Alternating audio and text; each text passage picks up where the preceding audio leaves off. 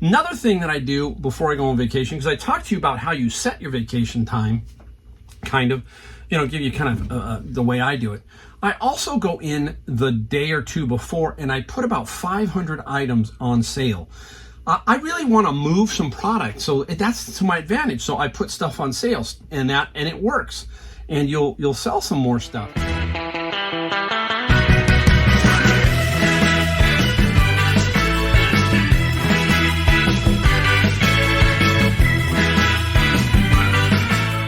Hey everybody, it's Mike Golden State Picker with the second video. We're going to keep rolling tonight. Basically, the way I'm doing this, if you're watching, is I'm doing them in batches, and that's the way I am in a tight space, so I don't have a lot of room. I'm in a small California home, so basically I'm taking advantage that my wife is not here, that she is back east for another week, and I'm using the kitchen counter and the table, and I'm laying these out in batches of about 10 or 11 to kind of break through them. So I'm going to videotape them, shoot them, gather them up, and then I'm going to ship them and label them. You can already see batch number 1 back on that wall, and we'll just build it up. So you got to kind of think of these kind of things when you're working with whatever space you have. Just try to figure it out to make it work for you, especially when you're on vacation, because vacation, when you come back, it can be chaotic, especially if you have children and stuff like that. It can be wild. I just happen to be lucky here that I'm on my own for a few days and I can kind of get this all squared away. That's how I work. My mind is crazy with that. It's like I'm trying to be semi-organized, that kind of thing, and I always figure out my day. Like today, I knew I was going to go do books. I was focused on doing books, and I knew the afternoon I was just going to run hard. I'm probably going to run till midnight. Right now, I think we're at 6:30. The next 2 batches should be fairly quick for me, and that's how you got to think. Another thing that I do before I go on vacation, because I talked to you about how you set your vacation time, kind of, give you kind of the way I do it. I also go in the day or two before and I put about 500 items on sale. I really want to move some product, so that's to my advantage. So I put stuff on sales, and it works, and you'll sell some more stuff. So it kind of like, okay, hey, I'm be on vacation. I don't want to just come back to maybe 10, 15. I want to come back to more. So let's put some stuff on vacation mode. On vacation mode. Let's put some stuff on sale.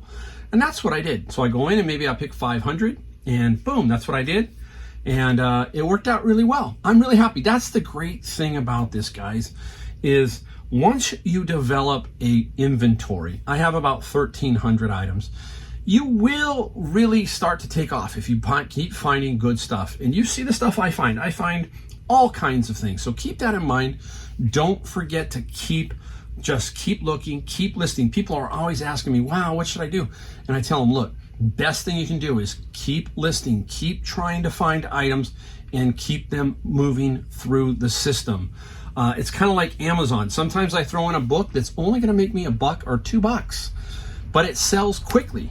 So I want that book in there to help my score with them, because they do score us. They basically give us an IPI score. So there I'm going to put some stuff in there and move some product. Same thing here. Sometimes you just got to keep churning, keep moving, keep moving. Now, while I was away too, I was doing 2 things. I read books. I took 5 books with me, and I would sit at the kitchen table and read them and highlight them. I would kind of sketch through them. I'm just like, I'm not a big straight through reader. I break it up into segments. So I did a lot of that. And then I actually was doing a lot of listening to music. I do listen to it in the garage, but I really, because you're on the airplane for so long, got to listen to a lot of songs.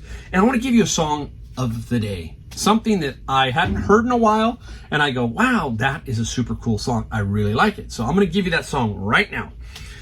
And a lot of you are going to know this artist. He has many different names because he's changed it over the years.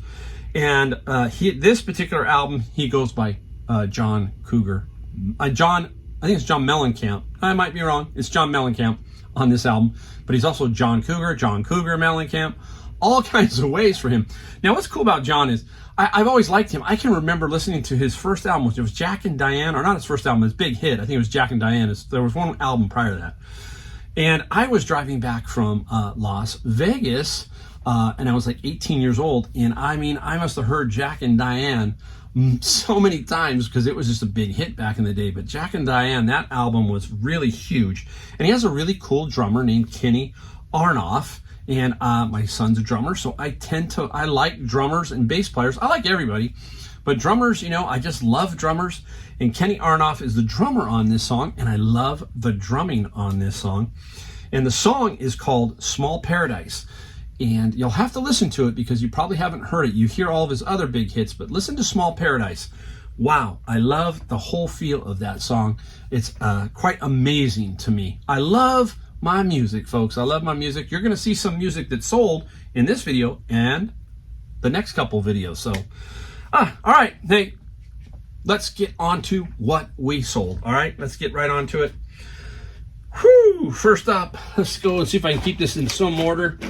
How about this? Martha Stewart stamps. Remember this? I had like 12 lots of these, and I sold 1 or 2 by themselves for about 30 or 40 bucks. Paid $120 for the whole lot, and I kept the tray. Remember, they were in these drawers, and I used these drawers to tell me what they were. This is lot number 2, and has 11 of them in it, so I can easily, you know, go get it and then basically package it up. These sold for $96 plus $20 shipping. I have about 3 or 4 left. They have sold really well.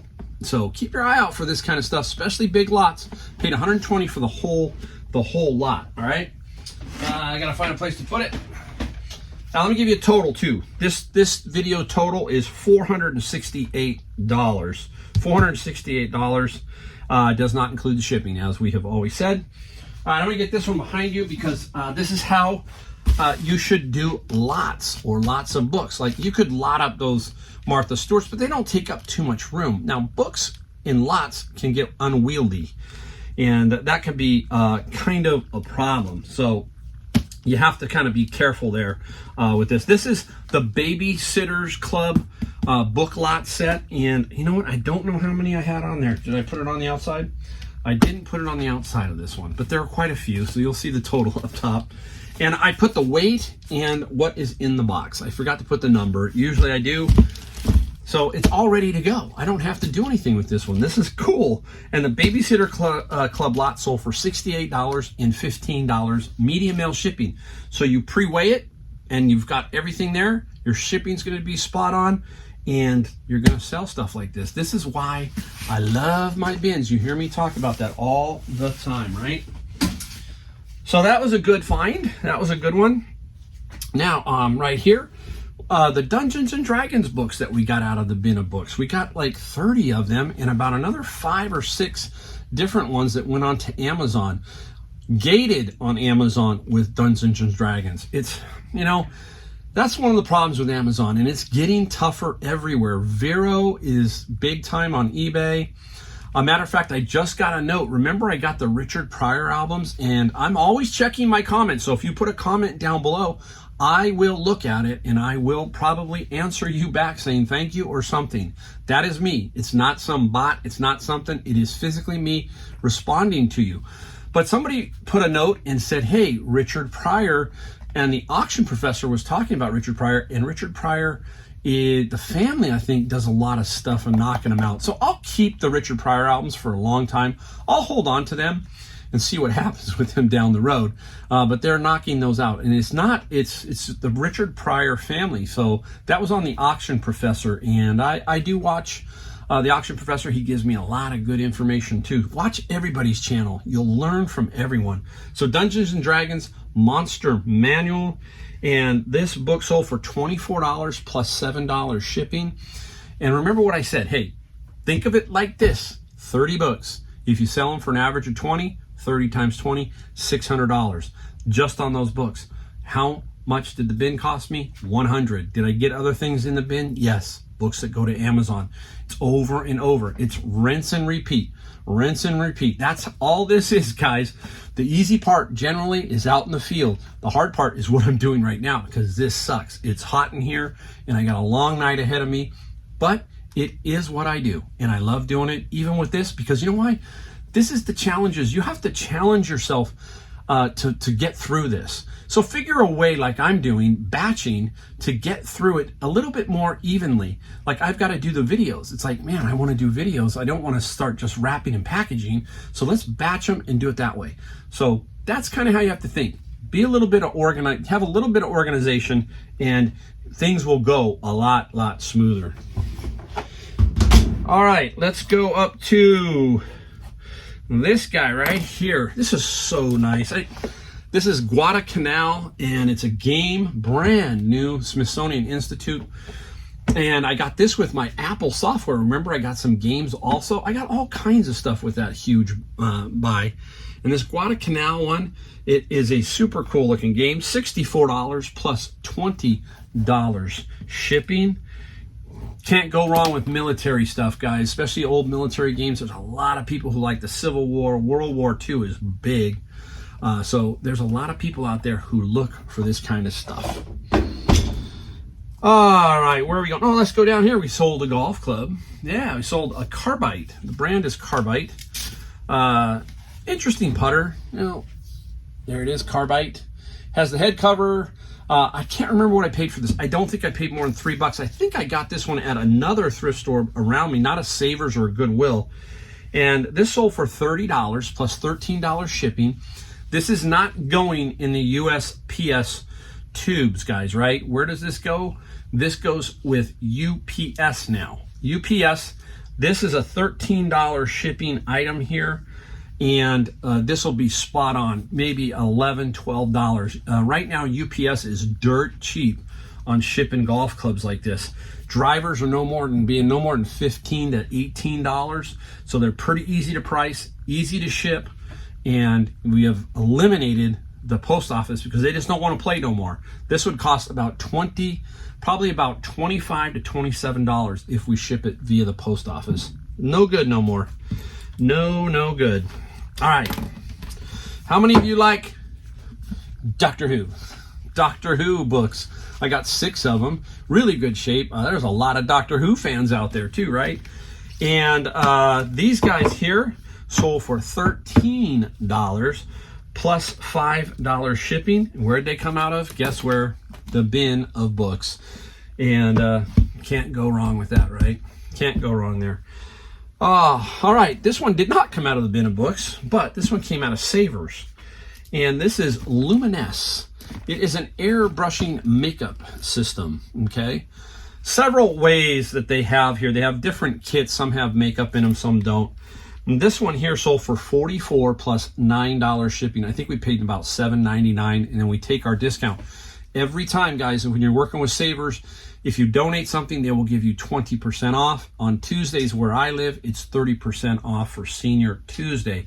So I'm always working a lot around that. I got enough 20% coupons. I'll donate books. I'll donate something and get the coupon in advance. All right. So Lumis, you can't go wrong with that stuff there. Let's go back to the bin of books. I don't like to throw Bibles away, and I don't like to throw Beatrix Potter. This is just a really nice little set, and I like to make sure that families or kids get them because, hey, they're a little bit expensive when they're new. So for me, this is a really cool thing to sell. It is sold for $15 plus $7 shipping. You just can't go wrong there. You know, it's so hard when we do the bins and we're going through books. Trust me, we see a lot of interesting stuff, but it just won't sell, and we just can't become hoarders. That's the other thing I talk about a lot is, you know, some people don't have that ability to just say no, basically. You have to learn to say no sometimes and not just end up with a stack of books. Books will crush you fast if you aren't careful. Today when we were doing books, my friend Tyler and me, we were looking at a lot of stuff that was just marginal, just really marginal. And between the two of us, we have to make a decision, you know, because we sometimes will split one bin. If there's not enough there, we will split one together and kind of divvy up some of the books on them. But we were saying to ourselves, nope, gotta go. So we had to throw away 6-7 books that were set, but there's just nothing there. And so you got to say to yourself, I hate to throw it, but you can't keep everything. So you can't keep everything. That is a big problem for a lot of people. You just keep buying. I see these people with huge carts full of stuff at Goodwill and places, and I'm like, well, hopefully you're using this stuff, because that's a lot of stuff to try to get rid of. So keep that in mind. We'll say the last one, which is more cool, not the cooler item. It's nothing great, but it's cool. Another book set, Anastasia box set. I have been doing a little bit more. It took me a while to figure this one out. Duh. I've been wrapping some of my books so they don't fall out with this little guy, okay? Man, that took me forever to figure that out. See, even I have problems. Even I don't always, the dots don't connect sometimes. But I've been doing that. And this Anastasia set here, nice sale, $33 plus $7 shipping. So really, really nice little sale there. All right, the last one. Oh, I only have one more Eastside Story LP. And if you've watched me, you've seen me sell these. In very good condition, you can get very, very good money for these guys. But I'll try to show you the condition here. If you can kind of see it, it's tough. This one's a little bit better, okay? The covers are pretty key here too. These are in pretty decent shape. Nothing great, but this is what's interesting is I grew up on the East Side. That's where I grew up on. 1970s through the 80s, I was an East Sider. When I was young, I didn't know what that meant. Every city has something like that, right? And they would say, oh, you're an East Side boy. Yeah, I guess I'm an East Side boy. Well, that was, lowriders. We had a lot of lowriders. In this valley is where lowriders pretty much in LA started. And, the East Side Story, that's what that's about. And some of the songs are Duke of Earl, Gene Chandler, Bring Me My Happiness, Rosie and Ron. So you've got a lot of these great bands on here. Donna by Richie Valens, Baby I'm For Real, the originals. Super, super cool albums. Let's check that out, East Side Story. And I think they printed one a year, like 2000. You'll see it says down at the bottom, LP 2005. Then there was LP 2006, so that would have been 6 and so forth. And these have sold really well. I hated to get rid of them. If they were in really good shape, I would have kept these, okay? But they weren't. And my collection, I want them to be really nice, so I'm going to have to just keep looking. And it's hard to come by these, but I did find them. These two sold for $80 plus $12 shipping, so $40 a piece for these. I love media. Media ships easy. I do clean the records. I clean them with a Mach 2. It's in my description down below. It's about 70 or 80 bucks on Amazon, and that's what I use to clean these. I think that's a really good investment. It's, like I said, about 70 or 80 bucks. And also, if you're doing albums, you need the little. I'm gonna go show you. I'll be right back. I'm back. You need these. These are for shipping albums. These little guys right here. Now, they just don't ship albums. I can ship a lot of stuff inside this. Flatter books, that kind of thing. You'd be amazed at what else you can get in here. This is one that I do have to buy. If you're reselling and you're selling albums, you need these. Now, you don't necessarily need the stiffener. There is a stiffener that comes, you can purchase with it. Costs a little bit more. But what I do is I use, since I have access to a lot of boxes, I'll cut up a stiffener and just cut them and do it that way. That just saves me a couple bucks. In reselling, you gotta try to save every dollar you can over time, right? So I use that one for albums, and then this one down here, boy, I'm real organized right now. This one is a smaller version. This one here fits basically books, so you can do like, if you had one Doctor Who or DVDs or CDs, so very useful. This will do a pretty good sized book, Bible, that kind of thing. So I have these and I have these. I'll try to see if I can put a link in the description for these. And You must have those. My son-in-law found some albums. He didn't have them. He had to order some. It's going to be well worth the money, okay? And here's the other thing. Right now, my base minimum, if I have a 2-pound book, is $4.95 for my shipping, no matter what. That's going to run about $4.15, and then the additional will cover the box. So you got to cover the box, which turns out to be about 50 to 60 cents. So with all these increases by United States Postal Service and stuff, we have to be making sure we're not losing money on the shipping. And you've heard me talk about it over and over here. I like to what? Make money on the shipping. Now, what does that mean? That means I don't lose money by undercharging. So I might go $5.95 and it costs me $4.15 plus the box. I might make $1.25. Time, supplies, all that stuff counts. So do that. Don't be afraid to charge for shipping and be on top of it, because it's going to change in October and it's going to change again in January. These guys are going to be raising the rates, and I guarantee you it's at 6 to 10% by the time January rolls around. So you better be on top of that. All right, got to go box this stuff up and then bring some more out and show you another video. We're just going to keep going. All right, see you in a sec.